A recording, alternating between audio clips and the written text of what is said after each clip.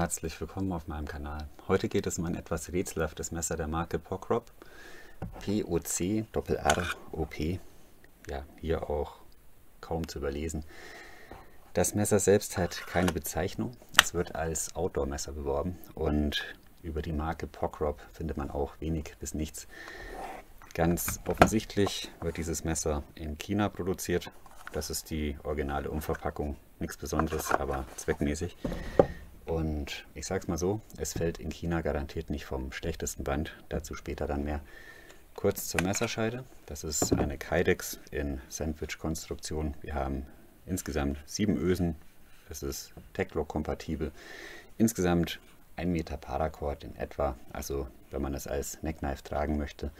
Und falls man das Messer so tragen möchte, sind hier oben 2 Ösen angebracht. Das finde ich ganz gut gemacht. Also bei nur einer Öse verdreht sich dann hier das Paracord oder eben die Kugelkette ganz gerne mal. Wir haben hier ein kleines Drainageloch. Ja, ansonsten, wie gesagt, könnte man es auch am Gürtel tragen oder eben in der Hosentasche. Ist ja wirklich ein kleines Messer, also das geht auf jeden Fall.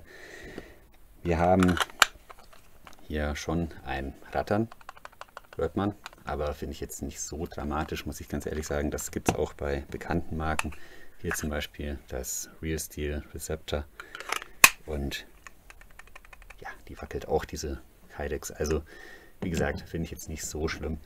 Für mich ist hier wichtig, dass man das Messer gut ziehen kann und das funktioniert und dass das Messer hier sicher drin sitzt und auch das ist hier gewährleistet.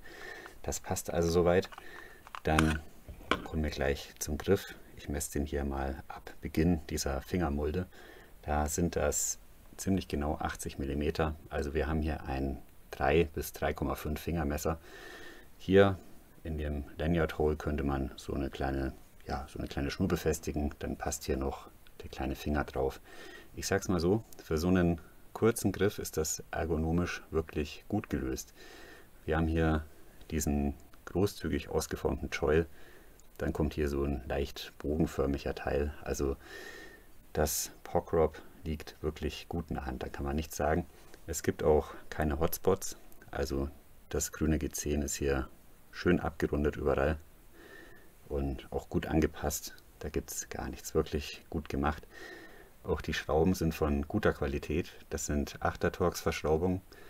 Die lassen sich ganz gut lösen. Ansonsten müsste man halt hier mit 2 8er Torx Schraubendrehern kontern. Ja, hier sieht man eine relativ große Aussparung unter den Griffschalen. Das Messer ist dadurch einerseits besser ausbalanciert, andererseits dient diese Aussparung auch der Gewichtsersparnis. Das Pocrop wiegt ohne Kydex 67 Gramm, mit Kydex sind es 97 Gramm. Kommen wir zur Klinge.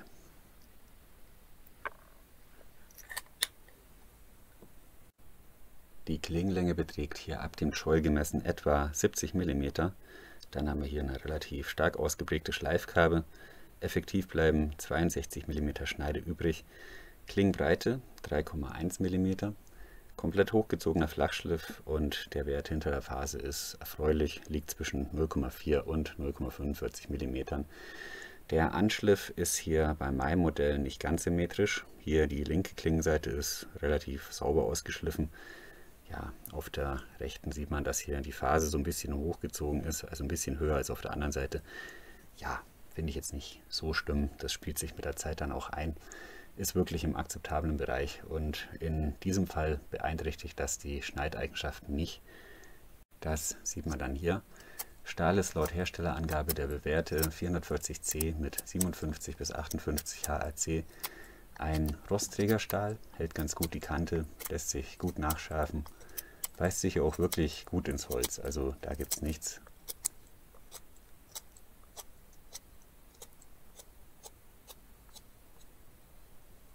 Und bei meinen geliebten, fast schon obligatorischen Tomaten gibt es hier auch keine Probleme.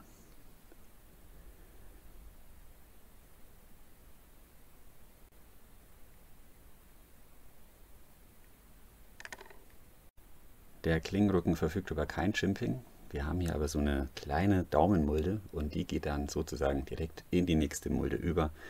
Das fühlt sich intuitiv sehr, sehr richtig an, möchte ich sagen. Auf einer dieser beiden Positionen möchte der Daumen bei bestimmten Schneidaufgaben liegen. Also das ist ebenfalls gut gelöst. Das Messer ist auch erstaunlich gut ausbalanciert. Es ist vielleicht minimal grifflastig, aber ansonsten wirklich fühlt sich das sehr gut an. Ja, kann man nicht sagen. Also ich bin insgesamt sehr überrascht. Die Klingenform ist im Nessmuk-Stil gehalten. Hier mal zum Vergleich das Sanren-Mu 7315. Wäre auf jeden Fall eine schöne Kombination für den Alltag, kann man so tragen. Ja, es gibt noch ein Messer, das einem hierzu einfallen könnte. Und ja, das zeige ich euch dann nach dem Fazit. Mein Fazit: Für rund 30 € bekommt man hier ein durchaus interessantes kleines Fixed. Ist was für Neckknife Curry, vielleicht auch für den Gürtel oder eben für die Hosentasche. Die Verarbeitungsqualität ist insgesamt ordentlich, die Materialien passen auch.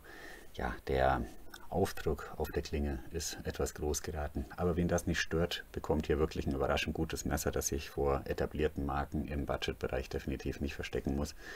Also wirklich gut gemacht. Ansonsten, es gibt noch ein weiteres kleines Fixed von Pokrop. Ja, das hat mir nicht so gut gefallen. Das war übersät von kleinen Chimpings. Das war einfach nicht so mein Ding. Aber ich könnte mir vorstellen, dass da vielleicht noch das ein oder andere Messer vielleicht auftaucht. Ja, mal sehen. Vielleicht sollte man diese Marke im Auge behalten. Ansonsten war es das erstmal mit dieser Vorstellung. Jetzt zeige ich euch dann noch kurz das Messer, an das ich sofort denken musste, als ich das Pokrop zum ersten Mal gesehen habe. Hier liegen nun die beiden Kandidaten. Es geht um das QSP Neckknife. Jetzt könnte man vielleicht sagen, Klingen im Nessmuk-Stil, die sehen sich einfach sehr ähnlich. Und ist natürlich richtig, wenn man jetzt hier nochmal das Sanren-Mu 7315 hernimmt.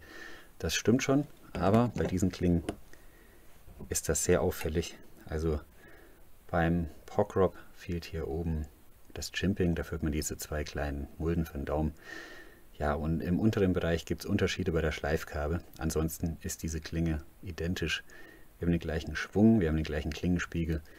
Sogar beim Anschliff gibt es hier bei beiden Messern eine Seite, die sehr sauber ist. Und auf der anderen Seite ist bei beiden so ein bisschen die Phase verrutscht. Ja, also das ist auch auffällig. Ansonsten ist das G10 identisch, die Schrauben sind auch identisch. Pokrop war so klug, das Griffdesign komplett abzuändern. Also das ist somit definitiv kein Klon, sondern höchstens eine Designanleihe. Und ich muss sagen, dass mir das Pokrop besser in der Hand liegt. Man hat hier einfach mehr Möglichkeiten. Hier wird man so ein bisschen in der Griffposition gezwungen. Ja, ist natürlich subjektiv. Bei der Kydex-Scheide geht es weiter. Hier wurden die gleichen Ösen verbaut und witzigerweise passt das Pokrop in die Kydex vom QSP. Also das passt sogar besser eigentlich als die Originale. Andersrum funktioniert das leider nicht. Aber gut. Ich habe wirklich keine Ahnung, wo QSP seine Messer herstellen lässt. Ich könnte mir vorstellen, dass es vielleicht Sanren-Mu ist. Ich weiß es nicht mit Bestimmtheit. Aber ich könnte mir auch vorstellen, dass das Pokrop vom selben Band fällt.